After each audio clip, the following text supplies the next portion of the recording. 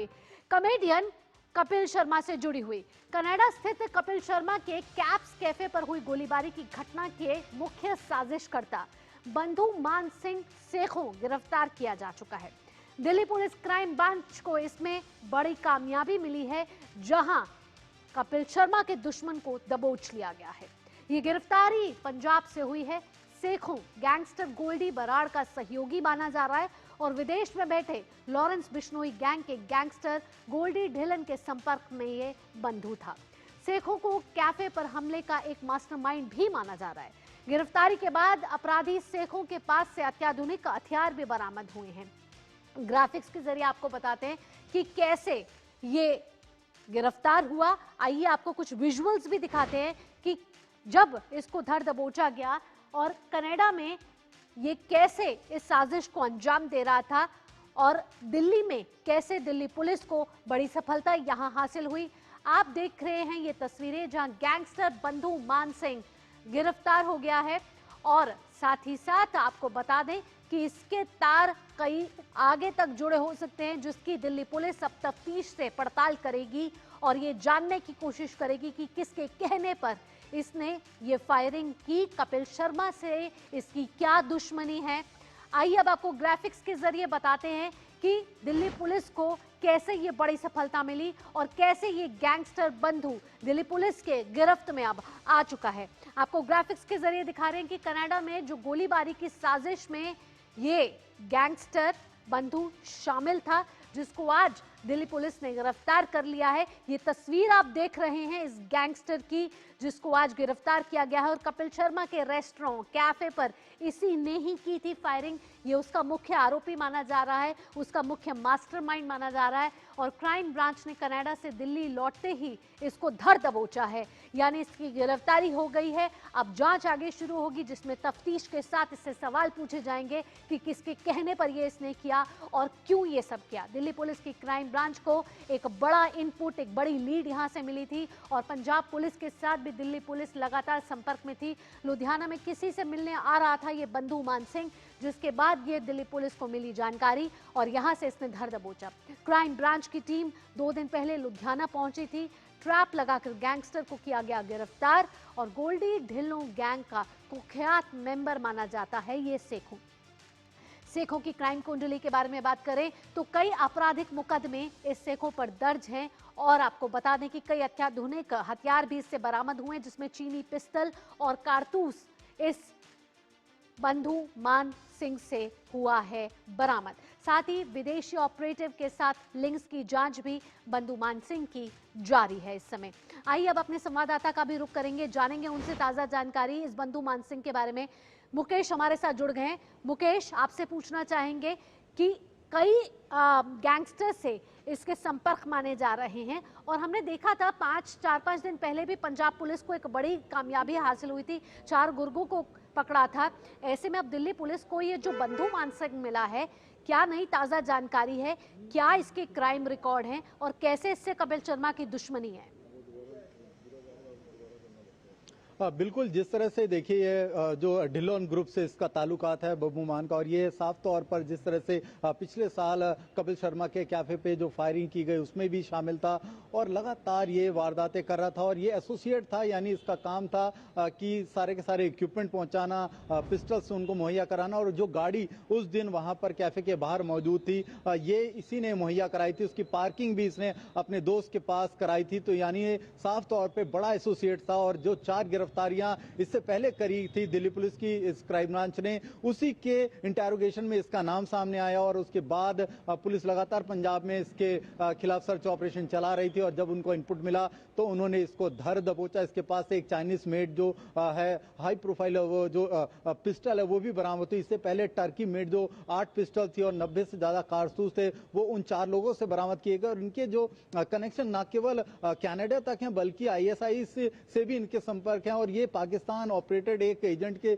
Contact में भी था। इसका खुलासा भी दिल्ली पुलिस ने किया। यानी ये लगातार एक्सटॉर्शन की डिमांड कर रहे थे, कपिल शर्मा को डरा रहे थे, धमका रहे थे। ऐसा पुलिस ने अभी जो प्रेस कॉन्फ्रेंस किया संजीव यादव ने और सुरेंद्र यादव ज्वाइंट सीपी जो क्राइम ब्रांच के थे, उन्होंने बताया कि लगातार एक्सटॉर्शन की डिमांड भी की जा रही थी, लेकिन ये खुलासा नहीं किया कि किस तरह की रकम की बात की जा रही थी और कितना रकम जो है वो कपिल शर्मा से मांगा गया था। इन्वेस्टिगेशन ऑफ का हिस्सा बता करके उस पर उन्होंने बात को टाल दिया, लेकिन एक बड़ी कामयाबी है क्राइम ब्रांच के लिए है। और साथ ही साथ इससे ये साफ हो जाएगा कि लगातार जो सिरे जो कनाडा में एक जगह है जहां पर कपिल शर्मा का ये कैफे है, उसमें बैक टू बैक इस तरह से वारदात को अंजाम देने का इस और क्या कुछ मकसद हो सकता है, क्या कुछ रिलीजियस यहाँ पर जो कॉन्टेस्ट है वो भी सामने आ रहे हैं, क्या किसी धर्म को लेकर के या किसी और एंगल से भी इसको देखा जा रहा है। तो इस पर भी दिल्ली पुलिस की क्राइम ब्रांच की टीम जांच कर रही है और पूछताछ करने की कोशिश कर रही है कि क्या कुछ और निकल करके सामने आता है।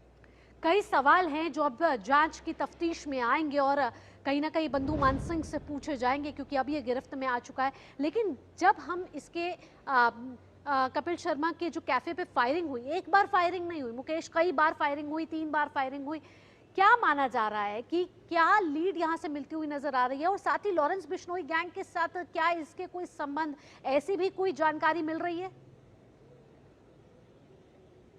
बिल्कुल, ये गोल्डी बरार, लॉरेंस बिश्नोई और ढिल्लोन गैंग का क्या कोई इनके आपस में भी जो कनेक्शन है, क्योंकि लॉरेंस और गोल्डी बरार एक साथ काम करते हैं। लॉरेंस बिश्नोई का भाई अभी अनमोल बिश्नोई ऑलरेडी एनआईए ने अमेरिका से उसको अरेस्ट करके दिल्ली लेकर के आए और उसके बाद वो अब तिहाड़ जेल में है। तो ये तमाम कनेक्शन खंगालने की कोशिश करी। और सबसे इंपॉर्टेंट ये है, जिस तरह से आप देखिए इसके पास जो हाई मेड जो पिस्टल्स हैं, टर्की मेड पिस्टल्स हैं, और कई सारे इसके वीडियो जो वायरल हो रहे हैं, जिस तरह से ये लगातार धमकाने की कोशिश कर रहा है, यानी वीडियो के माध्यम से भी ये बताने की कोशिश कर रहा है कि किस तरह का स्टेट ऑफ माइंड है। और अपने कॉलेज के दिनों में इसने इलेक्शन भी लड़ा था, वहां पर छात्र संघ का चुनाव लड़ा था। इसके ऊपर 2017 के आसपास बताया जा रहा है कि एक मर्डर का अटेम्प्ट टू मर्डर का मुकदमा भी दर्ज है। तो यानी ये शुरू से ही जो है इस तरह की गतिविधि में संलिप्त था। और धीरे धीरे जब इसके कनेक्शन हाई प्रोफाइल होते गए, विदेशों में इसके तार जुड़ते चले गए, तो ये और भी ज्यादा कुख्यात होता चला गया। अभी 4 अरेस्टिंग पहले हो चुकी है, 5वीं है। पुलिस कह रहे हैं कि बहुत जल्द इसमें और बड़े खुलासे देखने को मिल सकते हैं। लेकिन कहीं ना कहीं कपिल शर्मा को अब राहत होगी कि लगातार जो लोग उनको टारगेट कर रहे थे, उनके कैफे को टारगेट कर रहे थे, उनके जो चेहरे हैं वो सामने आ रहे हैं। लेकिन आप देखिए इनकी जो बेखौफी है, ये खुल के अटैक करते हैं और तुरंत सोशल मीडिया पे पोस्ट करते हैं। तो ये कहीं ना कहीं अभी सिरदर्द बना हुआ है हाई प्रोफाइल लोगों के लिए कि अब इन पर कैसे नकेल लगाई जाएगी, क्योंकि हिंदुस्तान पर तो इन पे पकड़ लिया जाता है, लेकिन ये बाहर से जो ट्विटर हैंडल यूज करते हैं, अपना इंस्टाग्राम यूज करते हैं, उनका असली जो है आईपी एड्रेस क्या है, कौन उनका जनरेटर है जिसने उसको जनरेट किया, ये सब चीजें भी खंगाली जाएगी। लेकिन बड़ी गिरफ्तारी और साथ ही साथ जिस तरह से आप देखिए आईएसआईएस के इसमें जो रोल जो सामने निकल करके आया है, वहां से इनको इनपुट मिलता है, आदेश मिलता है, उसके बाद ये ढिल्लोन गैंग और तमाम जो गैंग है वो मिल करके काम कर रहे हैं। तो देखना पड़ेगा कि मान से और क्या कुछ निकल करके सामने आता है। और जिस तरह से इसने कहा है कि ये कार जो थी इसने वहां पार्क कराई थी, इसके ही द्वारा जो लॉजिस्टिक था वो प्रोवाइड किया गया था, तो वो लॉजिस्टिक कहां गया, कहां से और सारी खेप आनी थी, तमाम क्या बड़ी चीजें थी जो अभी इन्होंने छुपा कर रखी है। क्योंकि बहुत सारी चीजें ये हाइड आउट करके रखते हैं और इनके कई सारे किंगपिन अलग अलग स्टेट के अलग अलग जगहों पर छुपे होते हैं। जैसे उनको पता लगता है तो वो अंडरग्राउंड हो जाते हैं। ऐसे में क्या कुछ और जो इनके एजेंट्स है वो भागने की कोशिश करेंगे या वो भी पुलिस के रडार पर हैं? दिल्ली पुलिस को यहाँ बड़ी कामयाबी मिली है। पंजाब पुलिस लगातार तफ्तीश कर रही थी और लगातार छानबीन कर रही थी। ऐसे में कुछ दिन पहले भी 4 गुर्गों को गिरफ्तार किया गया, अब बंधु मान को गिरफ्तार किया गया। लग रहा है कि कनाडा के अलावा भी कुछ और देशों में भी इनके तार जुड़े हो सकते हैं। मुकेश, क्या लग रहा है आपको कि एक तो आपने बताया कि कहीं ना कहीं आतंकवाद से जुड़ा भी ये मामला हो सकता है, क्या इसके तार कोई दुश्मनी से भी जुड़े हुए हो सकते हैं?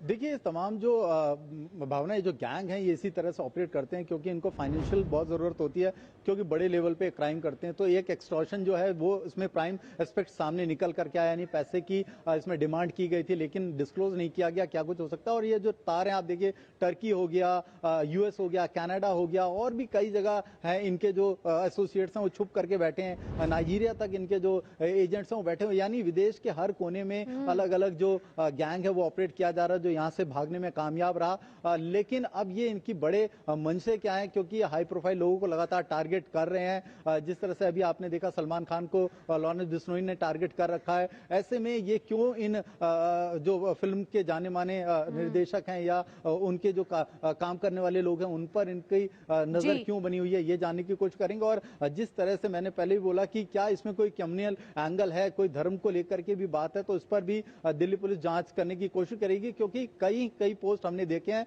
कि इन्होंने इस तरह से धर्म को लेकर के भी किए हैं, तो क्या वो भी इसमें मिले हुए हैं या इनसे उनका भी कोई ताल्लुकात है, तो ये देखना बड़ा कई जरूरी एंगल होगा। हैं जिस लेकिन पर अभी अब इन्वेस्टिगेशन जिस तरह से आप चल रही है, छानबीन करेगी और बंधुमान से ये सवाल पूछे जाएंगे। तमाम जानकारियों के साथ मुकेश, फिलहाल आपका बहुत बहुत धन्यवाद।